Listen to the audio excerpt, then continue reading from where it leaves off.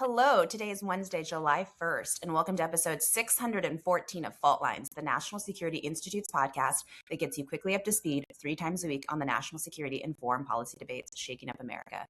I'm NSI Senior Fellow Jessica Jones. I'm joined today by one advisory board member, Les Munson, and two NSI Senior Fellows, Andrew Breen and John Lipsey. I'm going to warn you, audience, today we're already wound up. It's a little bit crazy, and we haven't even started recording, so bear with us. The official story of today's podcast is about a large-scale drone attack over Moscow against Russia this week. 419 drones, more than 60 approaching Moscow. The attacks temporarily disrupted operations at several Moscow airports and reportedly struck homes and infrastructure. The strike follows an even larger Ukrainian drone assault earlier this month. And so this is part of, the ongoing war in Ukraine. I think a lot of our recent Fault Lines episodes have been focused in a different part of the world. So we wanted to return to Europe to see, what was going on. The attacks are part of Ukraine's kind of broader strategy of targeting Russian Russian infrastructure, logistics, transportation networks, basically to increase the, economic and political costs of the war. The war that's still raging, by the way, in case we've forgotten. There's other things going on across, we're into a new month, July 1st. We're almost at our July 4th weekend. It's America's 250th birthday. The World Cup is raging. There's a lot going on as we enter the summer. Les is already laughing. He's getting amped. His World Cup team, Norway, is actually still in it. He's not following, but they have the coolest rowing thing of all the teams. I love your chant, Les. There he goes. I think Les is too big for those boats. What's our chant? Jones? I should know that. Rowing. If you don't see us, audience, we're rowing in unison. Okay. Yeah. So, Les, I'm going to turn to you for our official story about Russia, Ukraine, what's going on with the conflict as we enter the summer right now, and our normal fault lines kind of changes up a bit. Give listeners an update where we are. What do these recent drone attacks mean for the conflict? So fascinating stuff, Jones. If you like, military hardware and war strategy and that kind of thing, the Ukrainians are now launching hundreds of drones a night. Maybe not every night, but often enough that the Russians are sure noticing. Hundreds of drones at night at Moscow or at energy installations inside Russia, long range. These are going hundreds of miles. Each drone is like a Tesla. It costs about 50 grand, which in the grand scheme of things is super cheap. For instance, a Patriot missile that we might use to shoot down one of these drones costs about $3 million. So the scale is great for the Ukrainians. They're able to launch hundreds of them. It costs about $10 to $20 million for one launch. That's pretty cost effective in the grand scheme of things. They're able to launch attacks on Moscow itself. There's some pressure on Putin now to do something about this. We're seeing the mayor of Moscow. We're seeing other local officials talking about this. People are, their lives are being affected. And the Ukrainians are doing this on their own. There's a company in Ukraine called Firepoint that is producing these drones that they fire off. It's all very mysterious and Ukrainian. The ownership structure of the company is obscure. There's some allegations of corruption, of course, because it's Ukraine and you can't get away from that stuff seemingly. But they're able to produce these drones that have changed the battlefield against the much more massive Russian war machine. And Ukraine is doing it in a very Ukrainian way. And you've got to give them credit here. This is kind of from the grassroots, as it were, is the Ukrainians solving their own problem and taking the fight to the Russians in a way that could change the outcome of this whole thing. That's a positive, uplifting message as we head into the summer. I like that, Les. Andrew, can you You're keep welcome. Up that positivity? I got to find a pivot, but I found it. I took a picture of the Ukrainian embassy yesterday. Sorry, if you're just listening, audio listeners, you're going to have to turn on YouTube to check it out. So it says peace through strength, and it is a picture of the Statue of Liberty and the Ukrainian spirit of freedom that is famously in a lot of pictures. She's wearing a flak jacket in Kyiv. But I think, and it also says America 250 in the bottom corner. And I bring it up because having been to Ukraine a couple times, one of my friends had a really interesting observation. He said, Ukraine's the last place on earth you can find intense patriotism without jingoism. And I thought it was a really interesting comment, right? Like, they're fighting for their sovereign identity. their national identity in the face of an effort, and I'm not trying to sound political here, but in the face of a very concerted hybrid warfare effort by the Russians to basically erase their culture and identify them as something other than Ukrainian. And so I thought it was interesting. And the reason I took a picture is that I've seen a lot of Department of War ads saying peace through strength. And I think it was an interesting thing with our 250th big parties this week. 4th of July is coming. I think we're going to have world record fireworks here in the district. And I wanted to hit on a couple success items before we get to Lipsy on international affairs and hopefully World Cup. But let's take a look at some real successes. This is an extremely intense threat environment. The Iranians are actively running hybrid warfare. They've been the largest state sponsor of terrorism since 1979. We have seen some disrupted potential terrorist attacks here in the district using drones, of all things. And so far, a lot of people are having a lot of fun in the United States and North America related to World Cup, which brings people together from all kinds of different countries, right? And I think that I want to flag that because it's unseen, unacknowledged professionals that do that work to keep us safe, to watch the skies for suspicious drone activity, to report suspicious activity and call the FBI so that a Joint Terrorism Task Force can do an investigation. And I think I'm optimistic seeing that as we go into this 250th anniversary, and that Ukrainian science has kind of said something to me that, there are still forces and values that bring people together that align with really core American national security interests. I think also I brought my sword because the Norwegians won. So even though my call sign is Swede, I am also Norwegian and Danish. So the Vikings continue their advance in soccer.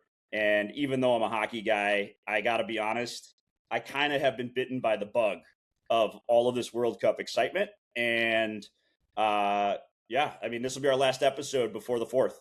So Andrew, we're going to anyone living in a monastery on the coast of Europe, be warned, Vikings are on the march and we're coming for you. I was thinking to myself, I hope we don't make that comment on the show. And but he did. Straight into it. Thank you, Les. You're welcome. Tone. Okay, Lipsy, we've got 2 positive notes we got from Andrew and Les. What can we get from you? Also, what does GWiz think of the World Cup and what's going on? We've got the U.S. game tonight. How are we feeling? GWiz is very consumed by the arrival of AJ DeBonsa and the start of free agency. And trade rumors, LeBron James may be coming to town. It's a possibility. Wow. We'll see what happens. Okay. But seriously, yes. Okay. It's the Michael Jordan path, in fairness. Like, once you've won all your championships with other teams, you come to DC and play for the Bullets and or Wizards. Exactly right. Let's hope it would turn out better than that. So to build on Lester's good news, I just wanted to color in the picture a little bit more for what's going on in Crimea and Russia. Crimea, over the last few days, they're largely without power. You have people fleeing, vacation, their summer vacations and otherwise in Crimea. There were 5-hour lines to get across the bridge and back to Russia. No one is coming the other way. There's no fuel for civilian use. And there's a concentrated element going on in Crimea right now, but it's much broader than that across Russia. There are the majority of regions across Russia are in fuel shortages and restrictions on fuel use. They've banned export of diesel. Their production of oil products is dropping very rapidly and significantly. Putin, for the first time, has had to publicly acknowledge these shortages and the strikes that are going on, that are occurring, including around Moscow. They've had to Les's point about the success Ukraine is having with drones, as well as their own domestically produced new cruise missile. they've had to redeploy air defense around Moscow, away from Crimea, away from the front line, away from the line of contact. And now we hear Lavrov and others starting to noisily complain that the U.S. needs to get back into the to the table to help facilitate negotiations. That the U.S. has walked away from the Anchorage Agreement, they're calling it, which was, of course, sort of their proposal when President Trump hosted Putin in Anchorage, Alaska.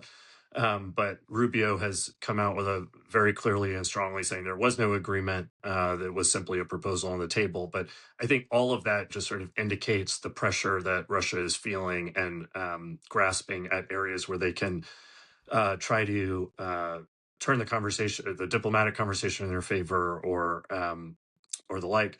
And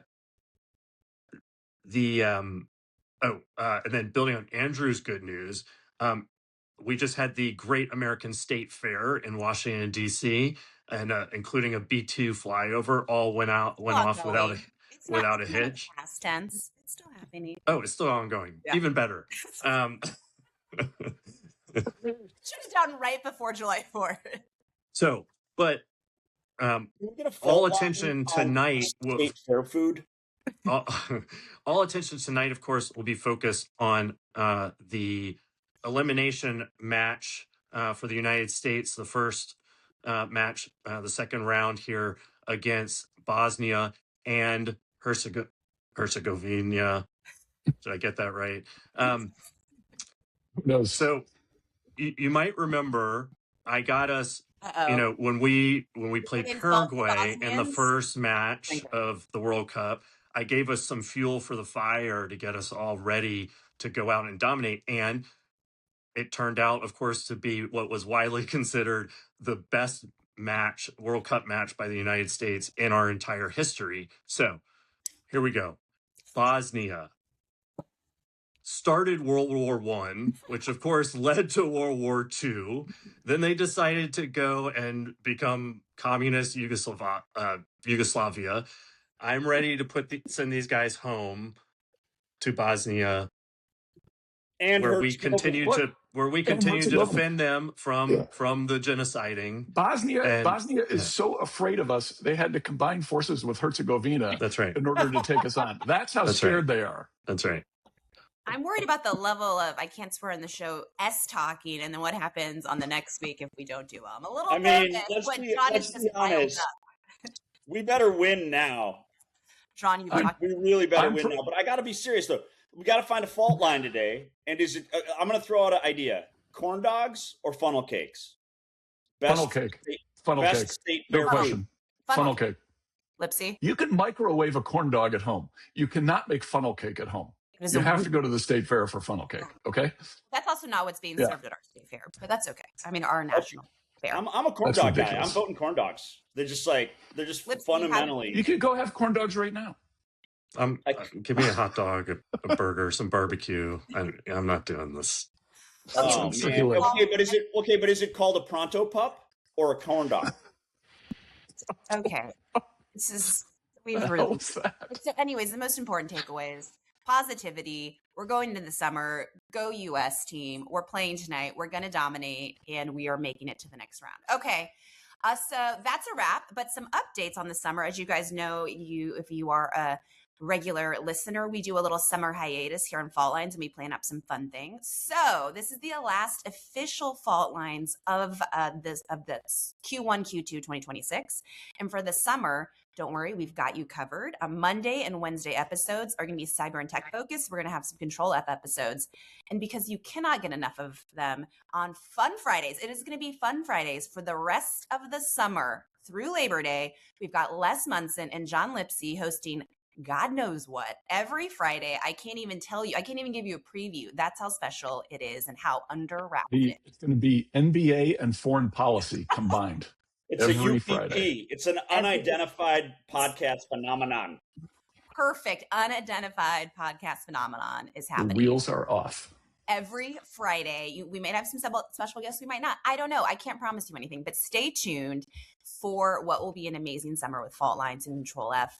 Thanks as always to Grace Trice, Claude Jennings, and the entire NSI team for getting fault lines through Q1 and Q2 and into the summer. Join us on Monday for Control F, and then for our fun Fridays for the rest of the summer. Okay, guys, that's a wrap. Check us out on YouTube. You'll get to see all the happenings, the Norwegian sword happening behind Warreen. Les has got some greenery. Lipsy's got a bunch of books that he hasn't read, but for one. And if you like what you heard or saw, be sure to rate, review, and subscribe.